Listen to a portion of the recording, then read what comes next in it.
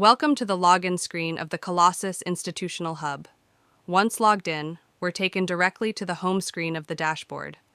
The interface provides key details such as the user, the company, the currently selected provider, and the vault in use.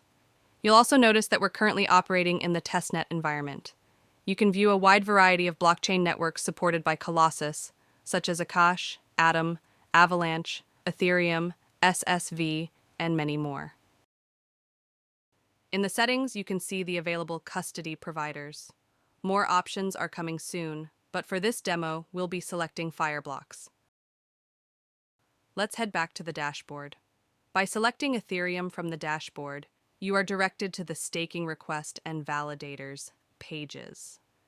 Request tab.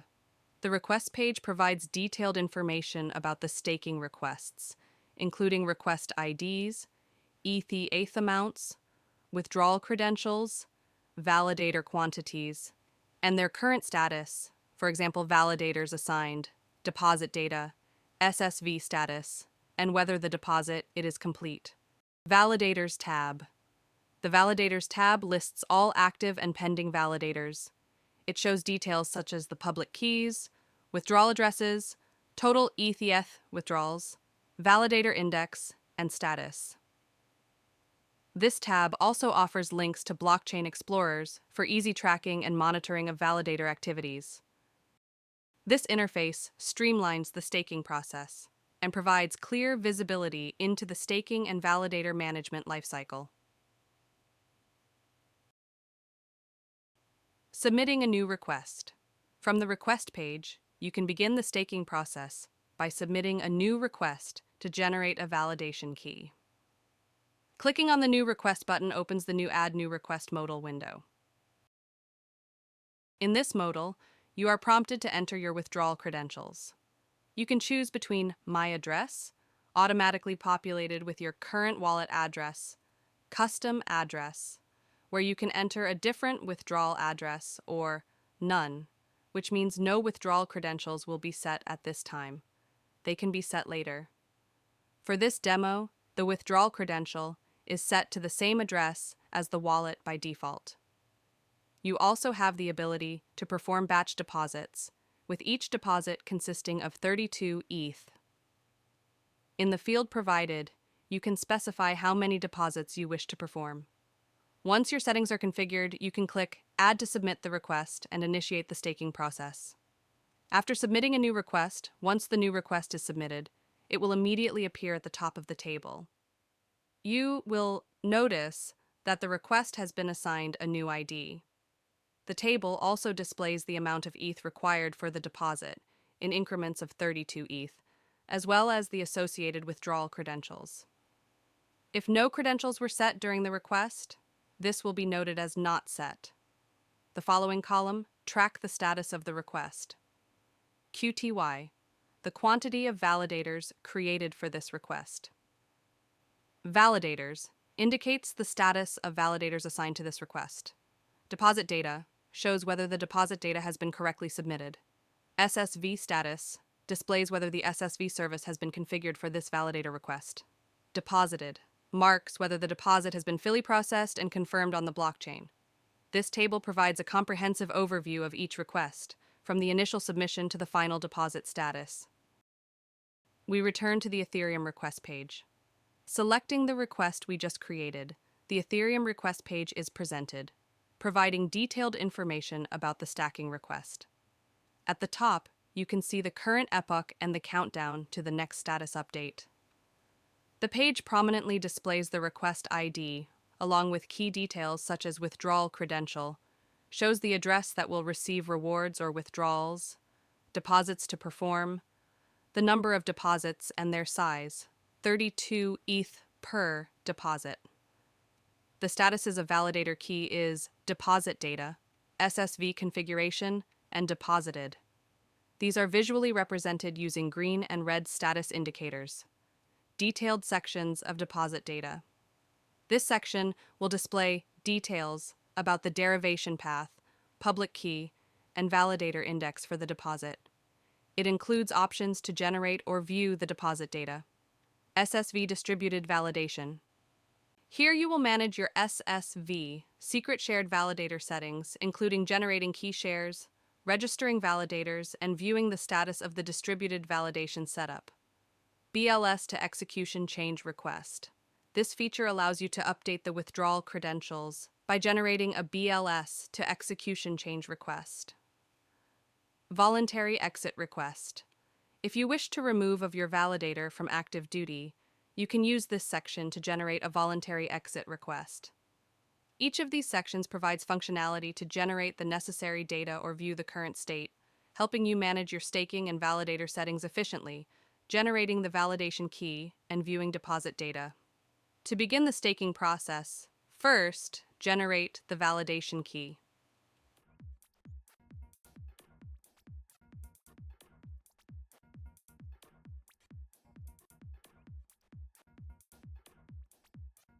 After the key has been successfully generated, you can proceed to generate the deposit data, which is required to submit your staking request to the Ethereum blockchain. Once the deposit data has been generated, you can click on the icon or button associated with the deposit data to view it.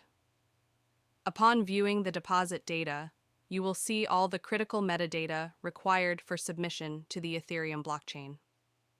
This includes amount of ETH in GWEI being deposited, e.g. 32 ETH equals 32 billion GWEI, public key associated with the validator, signature generated during the process, fork version indicating the Ethereum network fork, deposit data route and message route for integrity verification, the name of the ETH2 network, withdrawal credentials, which specify the address that will receive rewards or withdrawals. This deposit data ensures that all necessary parameters are included for the staking transaction, which will be submitted to the blockchain. The SSV, distributed validation, generating key shares in the SSV distribution. In the SSV distributed validation process, the first step is to generate the key shares. To do this, you need to select the operators that will manage the key shares for your validator. In the modal window, you are presented with a list of available operator IDs, along with their balance, cluster ID, and a link to the Explorer where you can view more details. Simply choose the operators you wish to use by selecting their associated IDs. After making your selection, click the Generate button to create the key shares necessary for the validation process. This step ensures that your validator will be securely managed across distributed operators using SSV technology. Viewing the generated key shares. To view the key shares, click the button on the right-hand side of the SSV distributed validation section.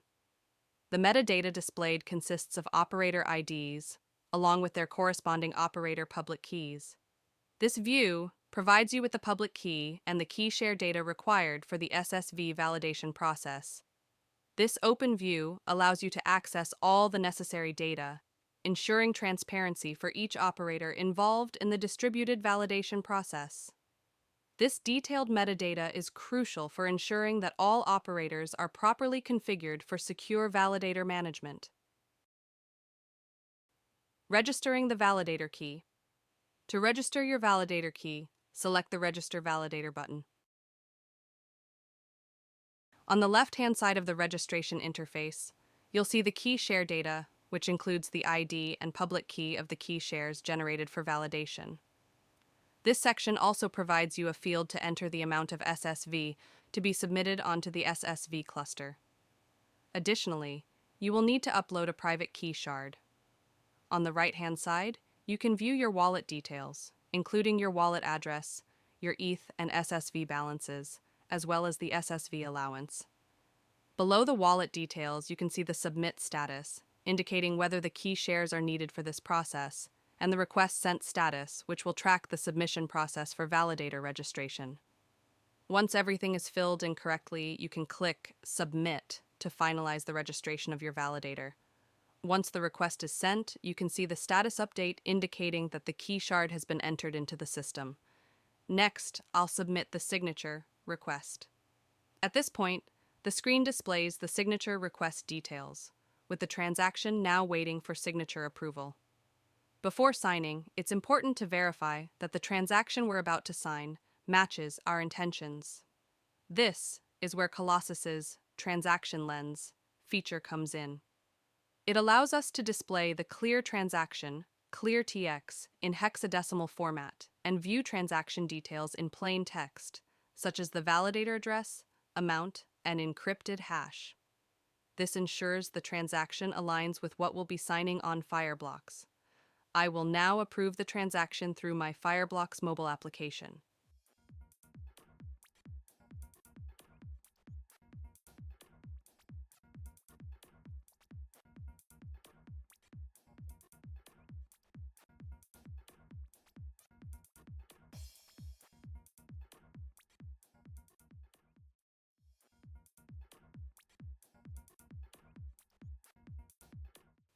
Looking the broadcast list, you can track the progress of the register validator on SSV. Initially, you'll see the status as pending, and then as processing. Finally, as shown, the deposit is now successful.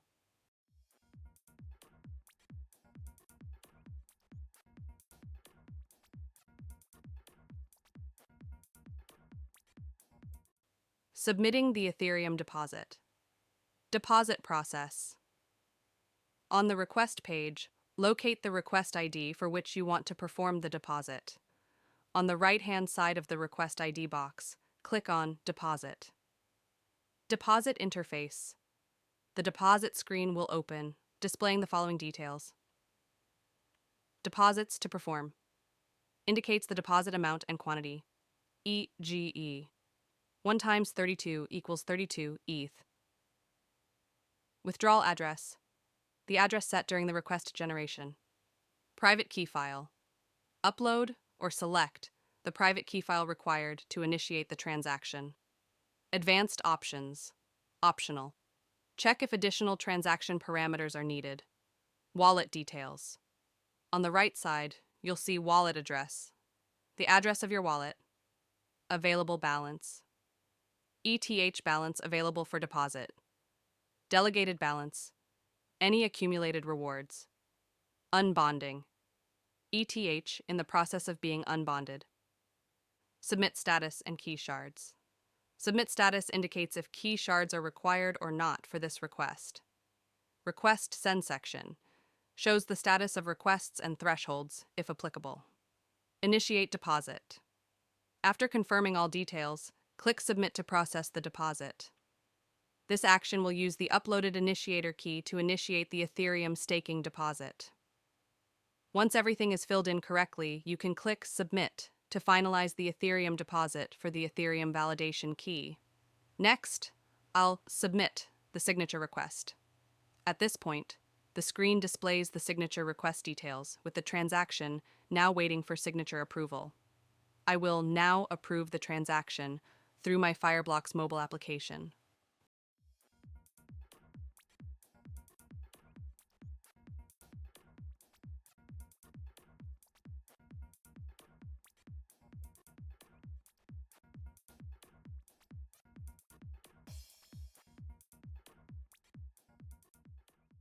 By following this Explorer link, you can see the transaction details.